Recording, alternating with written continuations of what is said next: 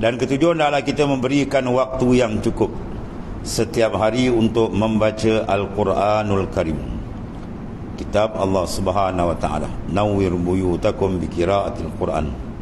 Cahayakan rumah kamu dengan bacaan ayat suci Al-Quranul Karim.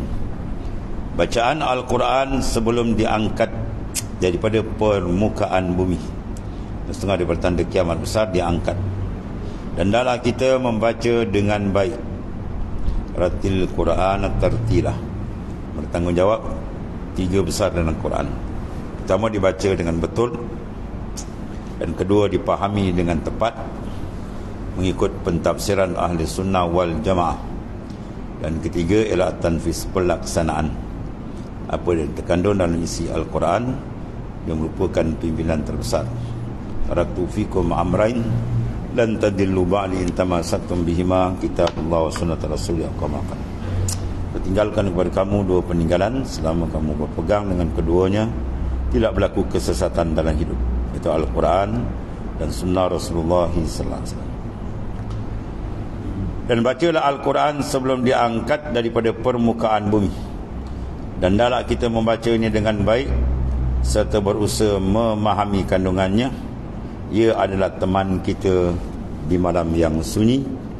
Itulah bacaan suara yang paling dikasihi oleh Allah Ta'ala di tengah jawfil lain, tengah malam, ila qiraatul Quran, membaca akan ayat-ayat Allah Subhanahu wa taala.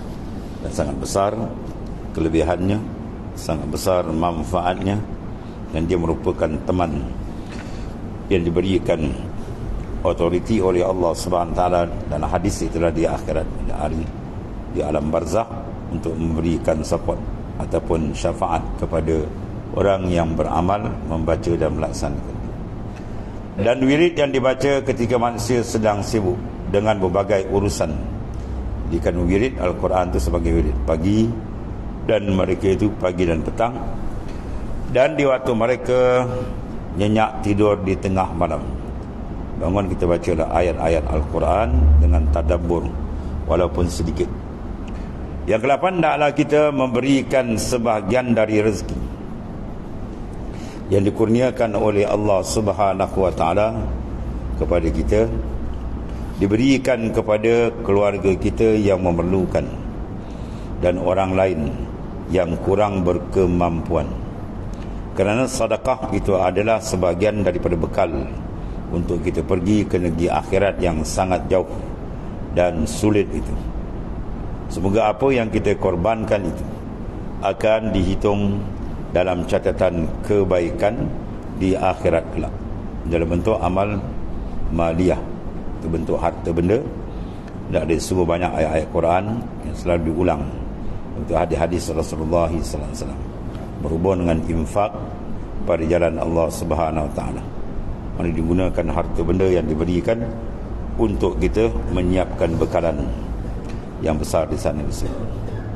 Dan ke-9 adalah kita memahami Islam ini dengan bentuknya yang syumul, mana mengambil dan memahami Islam secara lengkap dalam semua aspek kehidupan kita. Dan dilarang kita mengambil tidak secara syumul. Apa tu'minuna bi ba'dil kitab wa takfuruna bi ba'd. Ada kamu beriman dengan setengah kitab dan kamu kufur dengan yang lain. Itu larangan daripada Allah Subhanahu wa taala. Yang mencakup seluruh aspek kehidupan. Betul, kita fiqh disusun 4 robok. Robok ibadat, kemudian pergi pada robok muamalat, robok munakahat, dan begitu juga robok jinayat. Kerana manusia perlu kepada ibadat, maka disusun dalam kitab-kitab karangan ulama awal dia berhubung dengan ibadat yang berdasarkan nas Quran dan hadis Nabi sallallahu alaihi wasallam. Kemudian oleh kerana manusia tidak menunggal seseorang di dunia, dia bermasyarakat, maka ada keperluan dalam bentuk itu dalam bab munakahat, pernikahan dan sebagainya. Kemudian bila dah ramai, mereka perlu kepada maknanya muamalah, kira bicara berurusan dalam babul uqud, bab akad dan sebagainya, maka disusun dalam bab muamalat. Dan akhirnya oleh kerana ramai manusia, berbagai perangai ada melakukan jenayah, maka ada hukum jinayah dalam Islam. Jadi lengkap. Islam tu lengkap menyusun segala permasalahan hidup manusia sesuai dengan ayat wa nazzalna 'alaikal kitaba tibyanan likulli syai'in wa hudan wa rahmah. Kami turunkan kepada engkau ya Muhammad sallallahu alaihi wasallam kitab Al-Quran ila tibyanan likulli syai'in, memberikan pendedahan, penjelasan, penyelesaian dalam semua masalah kehidupan manusia. Wa hudan, dan sekaligus dia menjadi petunjuk, wa rahmah, dan membawa rahmat. Yang ke-10 yang terakhir,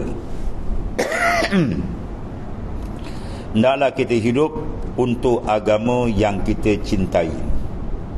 Hidup ialah untuk agama. Mana hidup untuk memberikan ketaatan kepada Allah SWT sebagai Tuhan punya sekalian alam. Dan kita sebagai penumpang sementara yang memikul tugas. Dan tugas ini akan disoal siasat balik di akhirat. Adakah ia berjaya atau sebalik. Dan kita menjadikan Islam sebagai pilihan. Wa man yabtaghi ghairal islami dinan falan yuqbala min fa huwa fil akhirati minal khasirin. Barang siapa yang mengambil selain daripada Islam sebagai cara hidup, maka tidak diterima oleh Allah Subhanahu Wa Taala. Maka di akhirat dia akan termasuk golongan yang rugi, yang menempa azab yang maha dahsyat. Dan kemudian berjuang untuk menyiarkannya. Kita menjaganya, membentuk kehidupan secara Islam yang dikehendaki oleh Allah Taala.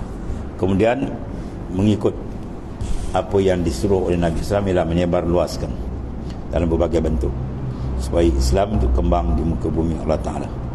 Dan kita hendaklah memberikan pengorbanan yang sewajarnya untuk Islam, sama ada dengan material, dengan masa, dengan tenaga, buah fikiran dan sebagainya. Berusaha dengan gigih memperjuangkannya. Banyak di ayat-ayat yang disebut dalam Quran berhubung dengan wallazina jahadu fina, mereka yang bersungguh pada jalan kami, maka Tuhan akan tunjukkan orang mukminin dan mukminat kerja dia apa? Ialah yujahiduna fi sabilillah, berjuang pada jalan Allah Taala. Kemudian kita hendaklah berhati-hati terhadap apa yang direncanakan oleh musuh-musuh Islam. Kerana Islam adalah agama yang tinggi nilaiannya, yang menjadi kecemburuan bagi musuh, terutama golongan yang telah dicop oleh Quran, Yahud wan Nasara. Walan tarda ankal Yahudu wal Nasara hatta tattabi'a millatahum. Yahudi dan Nasara tidak reda kepada engkau ya Muhammad SAW selama-lamanya, selagi engkau tidak ikut akan cara mereka. Apakah daripada golongan Yahud atau daripada golongan Nasrani? Bagaimana hadis yang telah disebut dahulu, tattabi'anna sunan allati min qablikum shibran bi shibrin hatta law dahru bil jahri la tabaqtumuhum qalu al yahudu wa nasara qala faman. Kamu akan terbawa-bawa dengan gaya hidup golongan yang sebelum kamu, sehingga mereka selangkah, kamu ikut selangkah, sehingga mereka terjun dalam lubang biawak pun kamu ikut juga. Maka sahabat bertanya, al-Yahudi wa Nasara, adakah Yahudi dan Nasara yang baginda maksudkan? Rasulullah menyatakan, faman, siapa lagi? Itulah orangnya. Dan ini yang telah digambarkan setiap tahun kita menyambut Isra wal Mi'raj, panggilan Yahud dan Nasara, yang mana Nabi tidak menjawab dan tidak berpaling langsung. Sebab kalau dia berpaling, nasib umat akan habis. Secara Nabi tak berpaling pun berbagai keadaan yang berlaku. Kemudian apakah daripada golongan Yahudi atau dari golongan Nasrani ini dan daripada golongan yang lain. Dengan itu kita akan mendapat memelihara diri daripada perangkap yang mereka pasang untuk menghancurkan umat Islam. Inilah 10 intisari yang dapat saya, Tuan Pengarang, Tuan Penulis tuliskan di sini, yang merupakan sebahagian, dan banyak lagi lah daripada mutiara-mutiara yang terkandung di dalam hadis-hadis yang telah kita sebutkan dahulu. Mudah-mudahan kita mendapat keberkatan daripadanya, dan semoga Allah SWT sentiasa melimpahkan kepada kita rahmatnya dan keampunannya bagi segala dosa dan kesalahan kita. Wallahu wa walhamdulillahi rabbil alamin.